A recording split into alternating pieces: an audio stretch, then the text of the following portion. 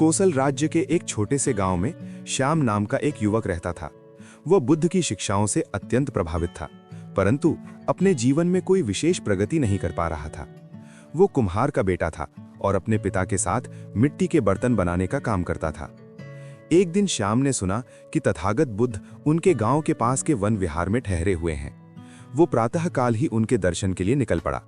जब वो वहां पहुंचा तो उसने देखा कि बुद्ध एक वृक्ष के नीचे ध्यान मग्न बैठे हैं। उनके चेहरे पर अद्भुत शांति थी। श्याम धैर्यपूर्वक प्रतीक्षा करने लगा। जब बुद्ध ने अपनी आंखें खोली तो श्याम ने विनम्रता पूर्वक प्रणाम किया और कहा, भगवान, मैं अपने जीवन से असंतुष्ट हूँ। मैं कुछ बड़ा करना चाहता हूँ, परंतु मुझमें न तो विशेष प्रतिभा है और न ही कोई विशेष ज्ञान। मुझे बताइए, मैं कैसे अपने जीवन को सार्थक बना सकता हूँ। बुद्ध मुस्कुराए और बोले, पुत्र, तुम्हारे पास क्या है? भगवान, मेरे पास तो केवल मिट्टी और एक चाक है, श्याम ने निराशा से कहा। यही तो बहुत है, बुद्ध ने कहा। बताओ, एक सुंदर घड़ा कैसे बनता है? भगवान, पहले मिट्टी को साफ किया जाता है, फिर उसे गूंथा जाता है, फिर चाक पर रखकर धीरे धीरे आकार दिया जाता है और अंत में उसे पकाया जाता है, श्याम ने समझाया। क्या ये सब एक ही पल में होता है? बुद्ध ने पूछा। नहीं भगवान, ये एक लंबी प्रक्रिया है। प्रत्येक चरण महत्वपूर्ण है, बुद्ध ने कहा। ठीक इसी प्रकार जीवन भी है। महान सफलता कोई एक बड़ा कदम नहीं, बल्कि अनगिनत छोटे कदमों का परिणाम है। जो व्यक्ति प्रतिदिन थोड़ा थोड़ा आगे बढ़ता है, वही अंततः शिखर पर पहुंचता है। श्याम को ये बात समझ में आ गई। उसने उसी दिन से संकल्प लिया कि वो प्रतिदिन अपने काम में थोड़ा सुधार लाएगा। पहले दिन उसने केवल इतना किया कि मिट्टी को सामान्य से अधिक अच्छे से साफ किया। दूसरे दिन उसने गूंथने में अधिक ध्यान दिया। तीसरे दिन उसने चाक पर बर्तन को अधिक समय तक आकार देने में बिताया। धीरे धीरे सप्ताह बीतते गए। शाम के बर्तनों की गुणवत्ता में सुधार होने लगा। लोग उसके बर्तनों की प्रशंसा करने लगे। 6 महीने बाद उसके बर्तनों की मांग इतनी बढ़ गई कि पड़ोस के गांवों से भी लोग खरीदने आने लगे। कुछ समय बाद शाम को एक नई चुनौती का सामना करना पड़ा। राज्य में एक प्रसिद्ध कुम्हार था जिसका नाम देवदत्त था। वो अत्यंत कुशल था और राजा के लिए विशेष बर्तन बनाता था। एक बार गांव में प्रतियोगिता का आयोजन हुआ। जो सबसे सुंदर और उपयोगी बर्तन बनाएगा, उसे राजा के दरबार में काम करने का अवसर मिलेगा।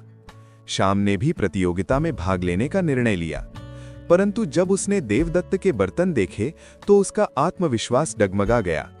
देवदत्त के बर्तन इतने सुंदर और परिष्कृत थे कि उनकी तुलना में उसके बर्तन सामान्य लगते थे। निराश होकर श्याम फिर से बुद्ध के पास गया। भगवान, मैंने छोटे छोटे प्रयास किए, परंतु अभी भी मैं सर्वश्रेष्ठ से बहुत पीछे हूं। शायद मुझमें वो प्रतिभा ही नहीं है। बुद्ध ने पूछा, बताओ, जब तुम बर्तन बनाना सीख रहे थे, क्या तुम्हारा पहला बर्तन सुंदर था? नहीं भगवान, वो तो टूट गया था, श्याम ने लज्जा से कहा। और अब तुम्हारे बर्तन कैसे हैं? अब वे बहुत बेहतर हैं भगवान। बुद्ध ने कहा, यह सुधार कैसे आया? निरंतर अभ्यास से भगवान। बुद्ध मुस्कुराए और बोले, पुत्र, देवदत्त भी एक दिन तुम्हारी तरह ही था। उसने भी छोटे कदम उठाए, परंतु उसने कभी रुका नहीं। वो पिछले 20 वर्षों से निरंतर अपनी कला को निखार रहा है। तुमने तो अभी 6 महीने पहले ही ध्यान देना शुरू किया है। क्या 6 महीने और 20 वर्ष समान हो सकते हैं? श्याम को अपनी गलती समझ में आई। उसने सोचा था कि कुछ महीनों के प्रयास से वो शिखर पर पहुंच जाएगा, परंतु वास्तविकता ये थी कि महानता के लिए निरंतर और दीर्घकालिक प्रयास की आवश्यकता होती है। बुद्ध ने आगे कहा, जल की बूंद कठोर पत्थर को काट देती है, परंतु ये एक दिन में नहीं होता। ये निरंतर गिरने से होता है। तुम्हें भी निरंतर प्रयासरत रहना होगा। प्रतियोगिता में भाग लो, परंतु परिणाम की चिंता मत करो। अपने प्रयासों की निरंतरता बनाए रखो। श्याम ने प्रतियोगिता में भाग लिया। जैसा अनुमान था, देवदत्त ही विजेता बना, परंतु श्याम निराश नहीं हुआ। उसने देवदत्त से सीखने की कोशिश की और अपने प्रयासों को जारी रखा। वह प्रतिदिन प्रातःकाल उठता, ध्यान करता और फिर पूरे दिन अपनी कला पर काम करता। वह प्रत्येक बर्तन को पिछले से बेहतर बनाने का प्रयास करता। रात में वह दिन भर के अनुभवों पर विचार करता और अगले दिन के लिए योजना बनाता। 2 वर्ष बीत गए। श्याम की कला में अद्भुत निखार आ गया था। अब उसके बर्तन भी देवदत्त के बर्तनों के समकक्ष हो गए थे। लोग अब दोनों की कला की तुलना करने लगे थे। एक दिन राजा ने महल के लिए विशेष बर्तनों का आदेश दिया। देवदत्त और श्याम दोनों को ये कार्य सौंपा गया। ये श्याम के जीवन का सबसे बड़ा अवसर था, परंतु इस अवसर के साथ एक समस्या भी आई। श्याम के कुछ साथी कुम्हार उससे ईर्ष्या करने लगे। उन्होंने उसके बारे में गांव में नकारात्मक बातें फैलानी शुरू कर दी। कुछ लोगों ने तो यहां तक कह दिया कि श्याम ने देवदत्त की तकनीकों की चोरी की है।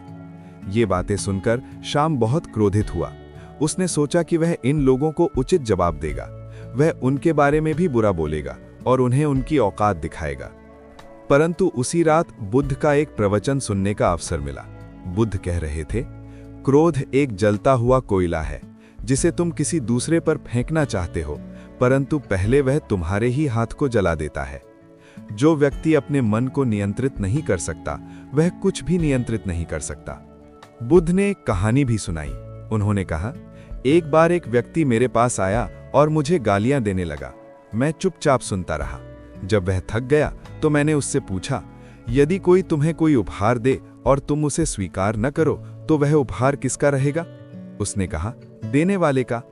तब मैंने कहा, तुमने जो गालियां दी मैंने उन्हें स्वीकार नहीं किया, वे तुम्हारी ही रहेंगी। ये सुनकर श्याम को गहरी समझ आई।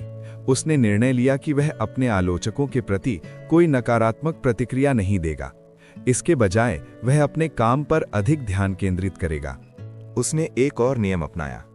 प्रत्येक प्रातःकाल वो 5 चीजों के लिए कृतज्ञता व्यक्त करता। अपने माता पिता के लिए, अपनी कला के लिए, अपने ग्राहकों के लिए, बुद्ध की शिक्षाओं के लिए और जीवन के अवसरों के लिए। धीरे धीरे उसकी मानसिकता में परिवर्तन आया। नकारात्मक विचार उसके मन में कम आने लगे। वो अधिक शांत और केंद्रित हो गया। इसका प्रभाव उसके काम पर भी पड़ा। उसके बर्तनों में एक विशेष सौंदर्य और शांति दिखाई देने लगी। जब राजा को वे विशेष बर्तन प्रस्तुत किए गए तो राजा श्याम के बर्तनों से अत्यंत प्रभावित हुआ। उसने कहा, इन बर्तनों में एक अद्भुत शांति है। ये केवल बर्तन नहीं बल्कि कला के नमूने हैं। देवदत्त भी प्रभावित हुआ। उसने श्याम से पूछा, तुमने इतने कम समय में इतनी उन्नति कैसे की? श्याम ने विनम्रता से कहा, मित्र, मैंने केवल 3 सरल नियमों का पालन किया। पहला, मैंने प्रतिदिन छोटे छोटे सुधार किए। दूसरा, मैंने कभी रुका नहीं, चाहे परिस्थिति कैसी भी रही। तीसरा, मैंने अपने मन को शांत और सकारात्मक रखा। ये सभी शिक्षाएं मुझे तथागत बुद्ध से मिली।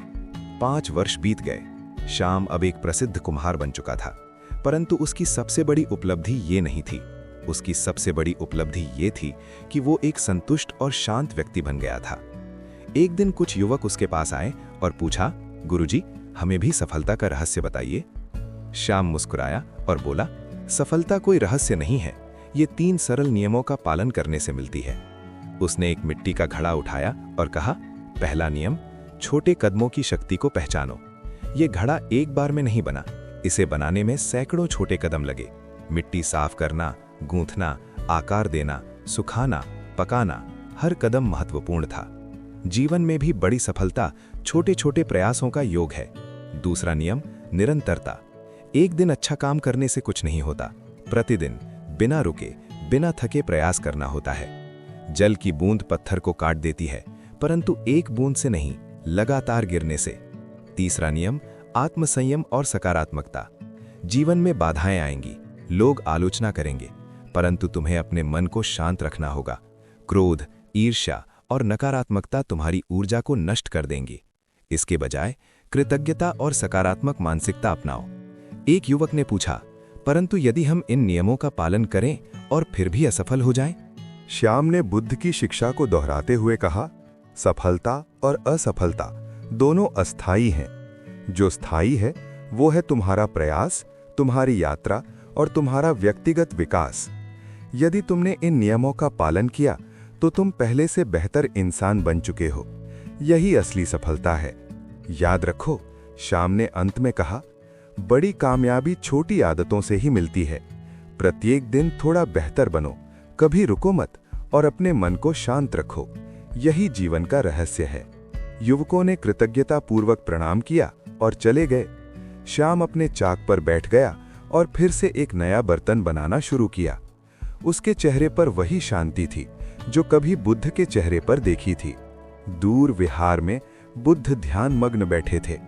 उन्होंने श्याम के जीवन परिवर्तन को देखा था। उनके होठों पर एक मंद मुस्कान थी। एक और जीव ने जीवन का सत्य समझ लिया था।